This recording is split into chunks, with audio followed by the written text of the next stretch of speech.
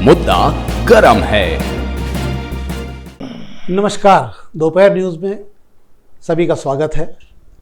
विषय बहुत गंभीर है और मुद्दा बहुत गर्म है। आज शहर में एक ऐसे विषय पर हम चर्चा करने जा रहे हैं जिसको लेकर पूरे शहर भर में लोग परेशान हैं और समझ नहीं पा रहे हैं कि क्या हो रहा है। शहर का विकास हो रहा है या शहर में गलत दिशा में जाके विनाश हो रहा है। आज हमारे साथ पूर्व मंत्री सज्जन वर्मा जी मौजूद हैं जो बहुत सारे मुद्दों पर हमको जवाब देंगे। चूँकि एक बहुत बड़ी योजना इस शहर के विकास का मॉडल देखते हुए, यातायात के प्रभाव और सारी भीड़ को देखते हुए, यातायात को देखते हुए उन्होंने ही इस योजना को सबसे पहले अथक प्रयास से वो लाए थे। मामला है शहर के एलिवेटेड कॉरिडोर का। इस कॉरिडोर को लेकर उनके कार्यकाल में यह लाए और उसको लेकर एक बड़ी उपलब्धि भी उन्होंने बताया था।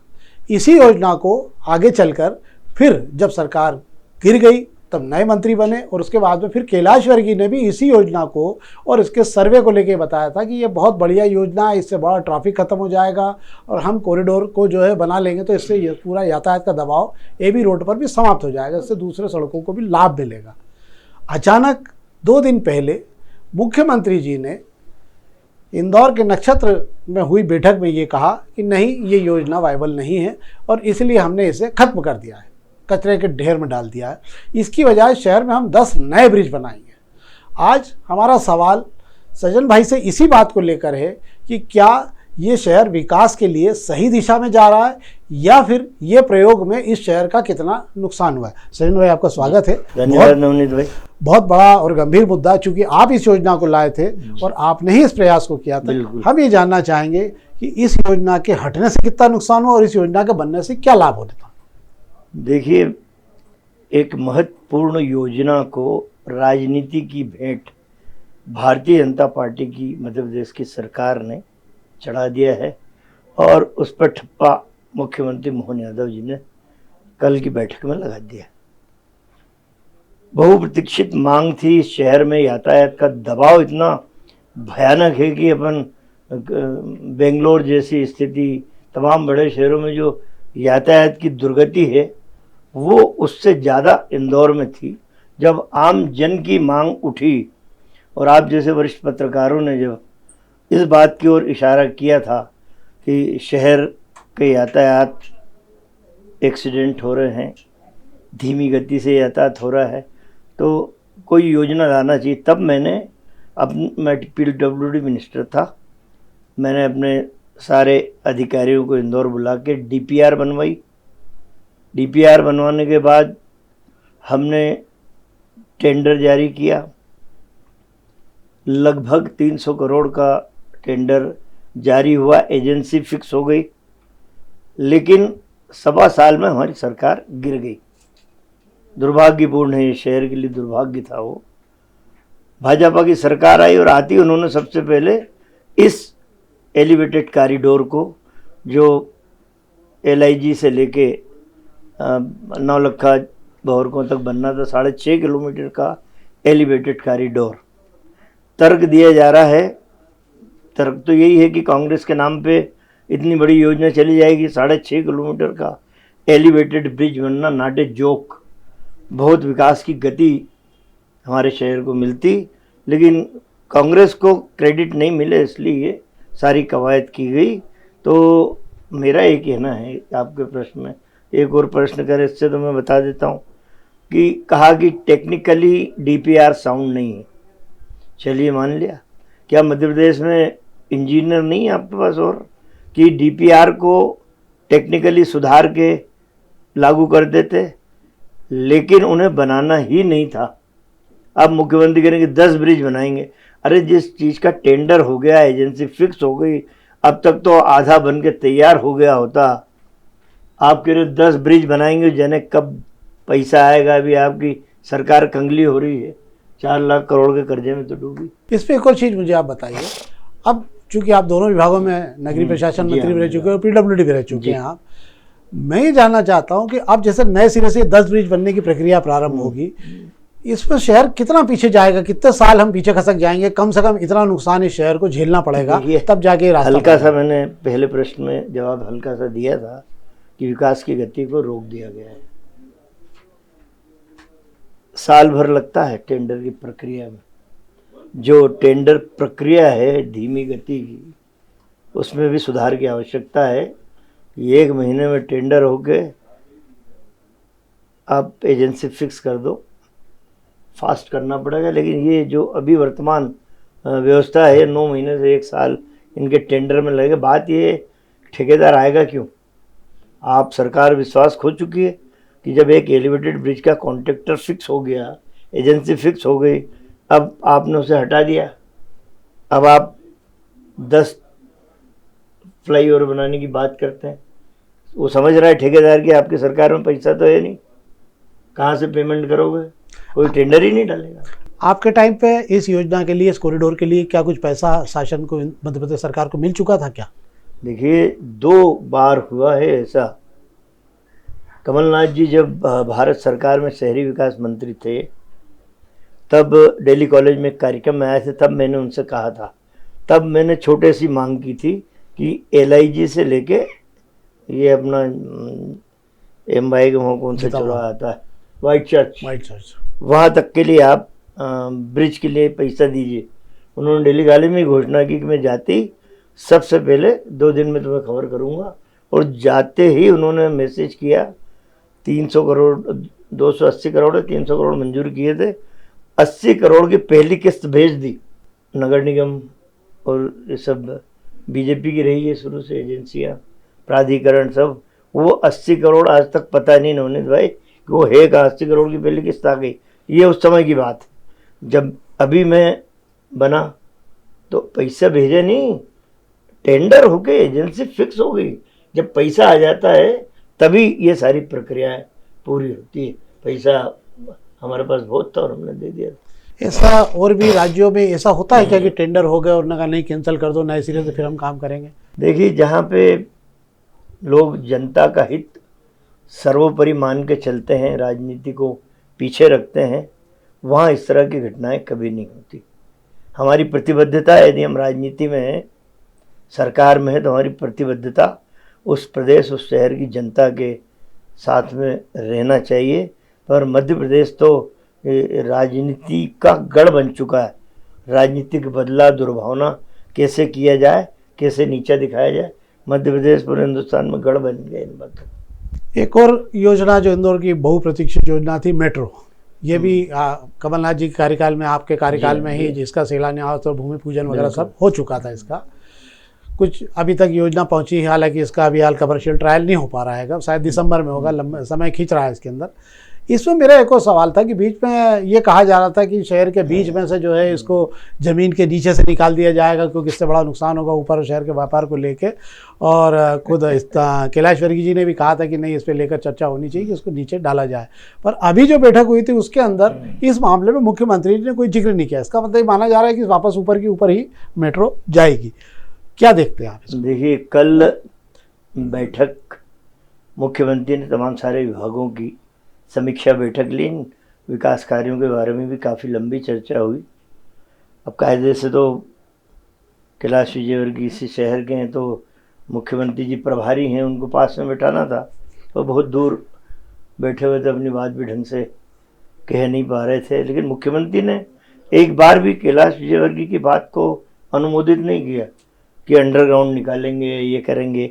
बात ये तो कैलाश विजयवर्गीय की बात वैसी होती जो किशनपुर के वहाँ नदी को उन्होंने जाने कितने करोड़ उसमें, बाप रे बाप, मैं समझता हूँ 600 करोड़ तो हमने ही दिलवाए थे कमलनाथ जी से नदी को साफ करने के। कैलाश बाबू ने कहा था कि नाव चलाऊंगा, स्वच्छ पानी वैसे ही ये अंडरग्राउंड ले जाऊंगा। ये सारी थोती बातें हैं, प्रैक्टिकल से दूर हैं। मेरा तो अब मेरा ये कहना है कि इस शहर का प्रभारी मंत्री खुद मुख्यमंत्री है। जब इस शहर की दुर्दशा हो रही है, 1 इंच पानी में शहर डूब जाता है, गिरता है, तो सड़कें जर्जर हो रही हैं। अब मुख्यमंत्री यदि प्रभारी है तब शहर नहीं सुधर पा रहा, तो क्या राष्ट्रपति जी को यहाँ का प्रभारी बना दे, तब सुधरेगा क्या? आपके कहने का मतलब मुख्यमंत्री प्रभारी नहीं है, प्रभारी है इंदौर पे।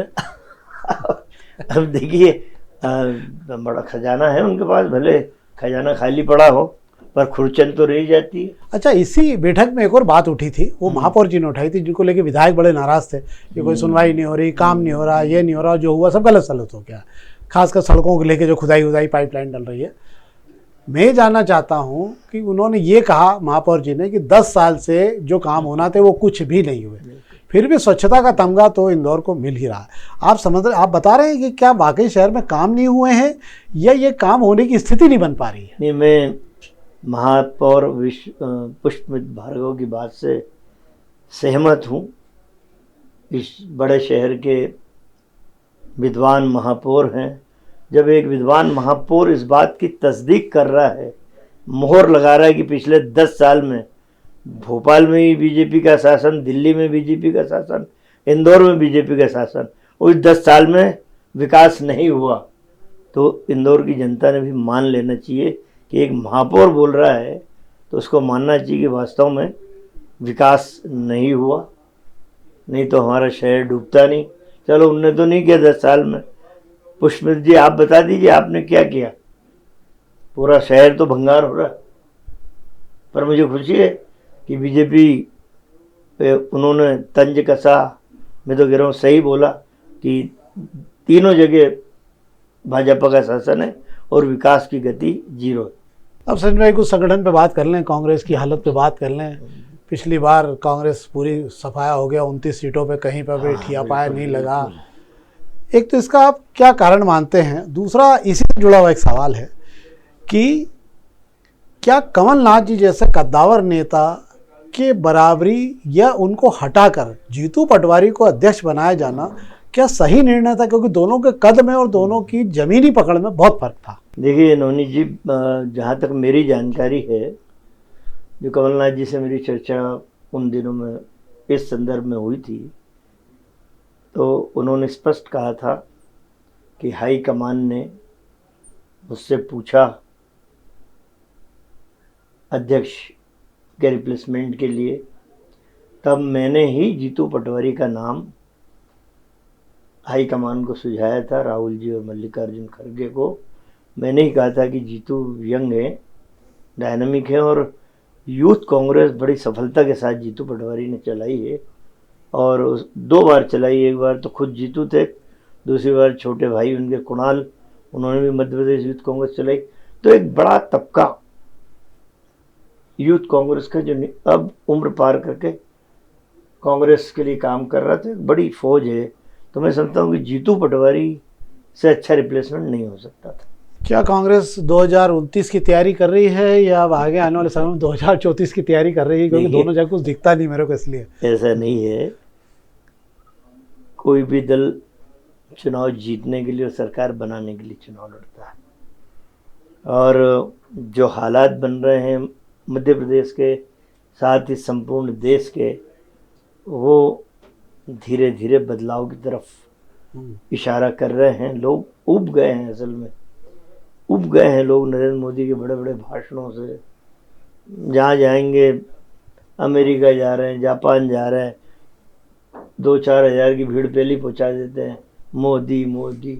ये लोग समझ गए कि ये जादू का खेल अब चलने वाला नहीं है। देखिए, एक बात समझ लीजिए, अपने आप को बड़ा बताने के लिए देश की जनता ने देख लिया कि इस व्यक्ति ने बड़ी बात की कि मैं रूस और यूक्रेन का युद्ध रुकाने जा रहा हूँ, मैं रुकवा दूंगा। हम लोग भी खुश हुए कि विश्व शांति होना चाहिए। जैसे ये मिल के आए, दूसरे दिन ही रूस ने इतना बड़ा हमला यूक्रेन पे किया, आज तक के इतिहास में इतना बारूद एक दिन में खर्च नहीं हुआ होगा इनके आते ही। मेरा ये कहना कि इतने महान हैं अपन। तो मणिपुर जल रहा है अपने देश के अंदर, मणिपुर जाके मणिपुर की आग मोदी जी ठंडी कर दें, तो मैं समझता हूँ कि इस देश का भी भला होगा और यहीं आप बड़े बन जाओगे। कुछ शहर की बात भी कर लें। शहर में लेके लोग ये मानते हैं कि पुरानी पीढ़ी में कांग्रेस के लगभग नेता जो हैं, अब वो उम्र हो गई तो शायद किनारे हो गए, पर आज भी ये मानते हैं कि लोकप्रियता के मामले में शहर में जिन लोगों ने लंबे समय शासन किया और लंबे समय शहर की राजनीति से जुड़े रहे, उसमें 2 नेता माने जाते हैं। एक नंबर पर सज्जन वर्मा माने जाते हैं, दूसरे नंबर पर अश्विन जोशी माने जाते हैं। और कार्यकर्ता भी मानते हैं कि अगर ये दोनों मिलकर एक जाजम पे खड़े हो जाएं या दोनों मिलकर एक साथ घूम लें तो इस शहर में कांग्रेस की फिजा बदल सकती है। पर क्या कारण हो रहा है कि क्या अंदर कोई खटाव है या कुछ घिसाव है, क्या है कि ये मामला हो क्यों नहीं पाता है? नहीं, ऐसा नहीं है नवनीत भाई। असल में क्या है कि हम सब एक ही झंडे के नीचे हैं और कार्यशैली में थोड़ा सा फर्क होता है। कार्यशैली आज के समय में आप छोटे से छोटे कार्यकर्ता के गले में हाथ डाल के यदि इसको स्नेह नहीं दोगे तो आपके साथ उसका जुड़ाव नहीं होगा। मैं तो कहता हूँ खुलेआम की अभी कांग्रेस बीपीएल सूची में, गरीबी रेखा की सूची में हम लोग हैं। तो ऐसे समय अपने कार्यकर्ताओं को बड़ा, अभी आपके पास क्या है? कुछ नहीं है, स्नेह बांट दो, प्यार बांट दो, वही सबसे बड़ी इस समय दौलत है। और कुछ दे नहीं सकते तो प्यार बांट के अपने कार्यकर्ता को साथ में रख के आगे बढ़ना। अश्विन भाई को ये सिखाता रहता हूँ। नहीं, पर आपको ऐसा लगता है कि आपको खुद ही उनके कंधे पे हाथ रख देना कि चल बेटा अपन शुरू करें, दोनों जने आ जाते हैं। वो एक सवाल और भी रहता है कि आपकी जो है कैलाशवरी के साथ में बड़ी तलखी देखी जाती है बयानों में। इनमें लंबे समय से एक घमासान माना जाता है कि दोनों के बीच में मतलब आप बोले बिना रहते नहीं और वो सुने बिना रहते नहीं, ऐसा कहा जाता है।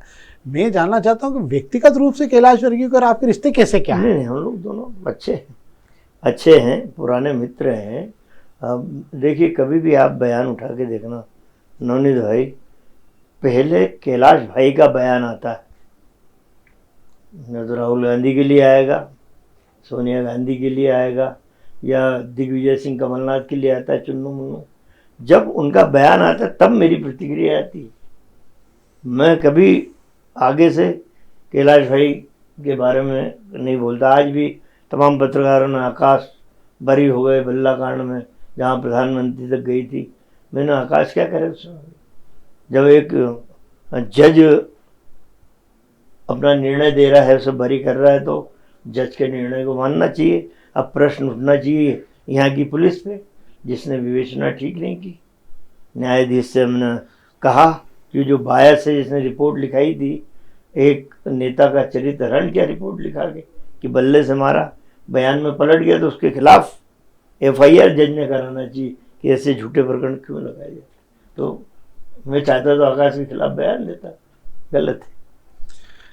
तो ये थे सज्जन वर्मा जी, जिन्होंने शहर से लेकर प्रदेश और देश तक के बारे में बोला बेबाक रूप से। हमने जानने की कोशिश भी की कि हम कहाँ खड़े हैं। निश्चित रूप से उनकी बेबाक बातचीत के लिए लोग सुनने को लालायित भी रहते हैं कि उनके बारे में कहा जाता है कि जब बोलते हैं तथ्यों के साथ बोलते हैं।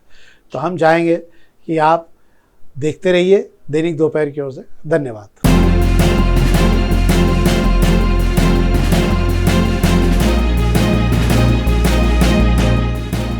मुद्दा गरम है।